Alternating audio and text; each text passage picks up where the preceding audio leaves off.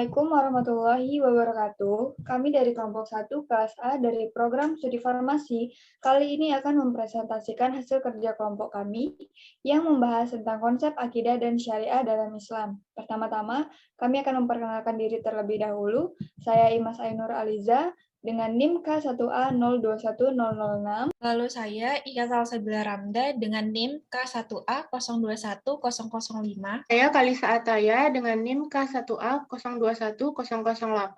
Saya Fareli Angelina dengan NIM K1A021015. Untuk mempersingkat waktu, mari kita mulai saja presentasinya. Bahasan yang pertama adalah tentang akidah.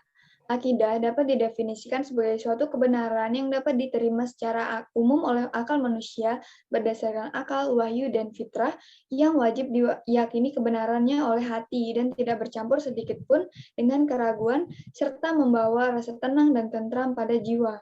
Akidah ini sama seperti sebuah ikatan atau perjanjian yang terpaut jauh di dalam hati seorang hamba. Ada ruang lingkup pembahasan akidah di dalam Islam. Yang pertama yaitu ilahiyat. Akidah ilahiyat ini membahas mengenai segala sesuatu yang berhubungan dengan Allah, baik dari segi sifat-sifatnya, nama-namanya, perbuatannya, maupun wujud Allah. Yang kedua, ada nubuat. Nubuat ini membahas mengenai segala sesuatu yang berhubungan dengan Nabi dan Rasul. Dari sifat-sifatnya, sifat yang wajib dimiliki maupun yang mustahil untuk dimiliki oleh Nabi dan Rasul. Yang ketiga, ada ruhaniyat. Ruhaniyat ini membahas tentang segala sesuatu yang berkaitan dengan alam metafisik, seperti jin, iblis, roh, malaikat, dan lain sebagainya.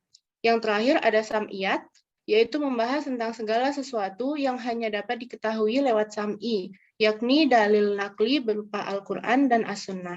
Akidah tentu erat kaitannya dengan iman. Nah, di dalam Islam ini kita memiliki beberapa rukun iman. Ada 6 rukun iman. Yang pertama, iman kepada Allah Subhanahu wa Ta'ala, yang berarti kita yakin atas keberadaan serta beriman kepada sifat-sifat yang melekat pada Allah. Kita juga beriman kepada malaikat Allah, beriman kepada kitab-kitab Allah, beriman kepada Nabi dan Rasul, iman kepada hari akhir, serta iman kepada qada dan qadar Allah. Tauhid erat juga kaitannya dengan akidah dalam Islam. Pembagian tauhid secara umum ada 3. Yang pertama yaitu tauhid uluhiyah. Uluhiyah ini berasal dari kata ilah yang memiliki arti Tuhan atau Allah, berarti yang disembah atau yang ditaati. Yang kedua ada tauhid rububiyah.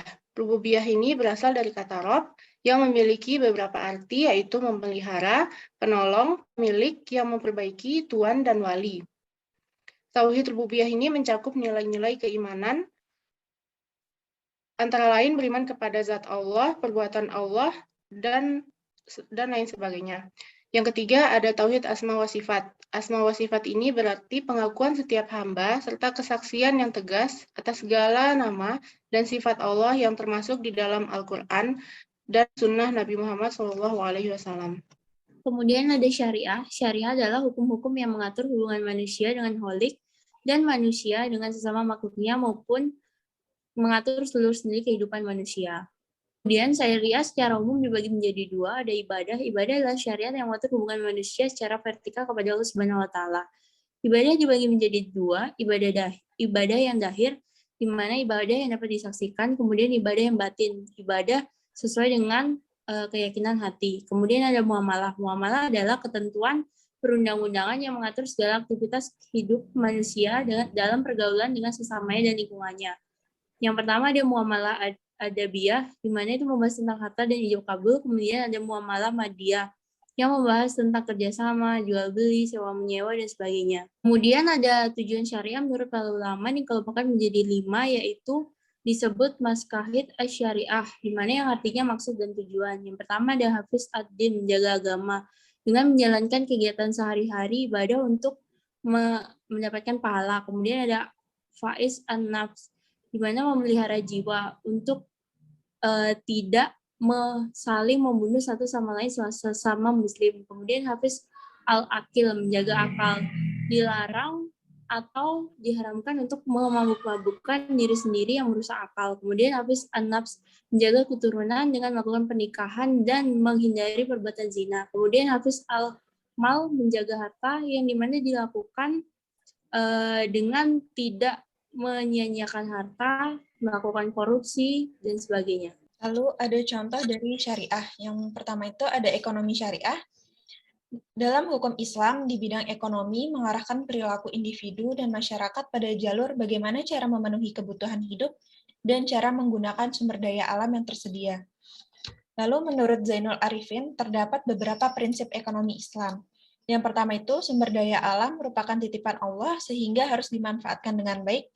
Lalu Islam mengakui adanya kepemilikan pribadi. Kekuatan bidang ekonomi adalah kerjasama yang terjalin di dalamnya. Hukum Islam menjamin penggunaan SDA ditunjukkan untuk kesejahteraan bersama. Lalu yang terakhir, hukum Islam menolak kecurangan, penipuan, dan praktik riba. Selanjutnya ada contoh perbankan syariah. Perbankan syariah menurut Muhammad Amin Sumah dalam pelaksanaan perbankan syariah terdapat beberapa asas, yaitu yang pertama ada asas ridhoiyah atau rela sama rela, lalu ada asas manfaat, lalu ada asas keadilan, dan yang terakhir ada asas saling menguntungkan. Lalu contoh yang terakhir yakni pernikahan dalam Islam. Perkawinan dalam Islam disebut juga dengan nikah atau dengan kata zawaj. Nikah mempunyai arti kiasan wata yang berarti akad yang bermakna melakukan perjanjian pernikahan. Lalu ada rukun nikah, yang pertama ada wali, yang kedua saksi, ketiga akad nikah, dan yang terakhir mahar atau mas kawin. Lalu tujuan pernikahan yaitu ada 4. Yang pertama melaksanakan anjuran Nabi, yang kedua memperbanyak keturunan umat, yang ketiga menjaga diri dari zina, dan mampu menjaga pandangan, lalu yang terakhir menyempurnakan separuh agama. Sekian yang dapat kelompok 1 sampaikan, kurang lebihnya mohon dimaafkan. Wabillahi taufik wal hidayah. Wassalamualaikum warahmatullahi wabarakatuh.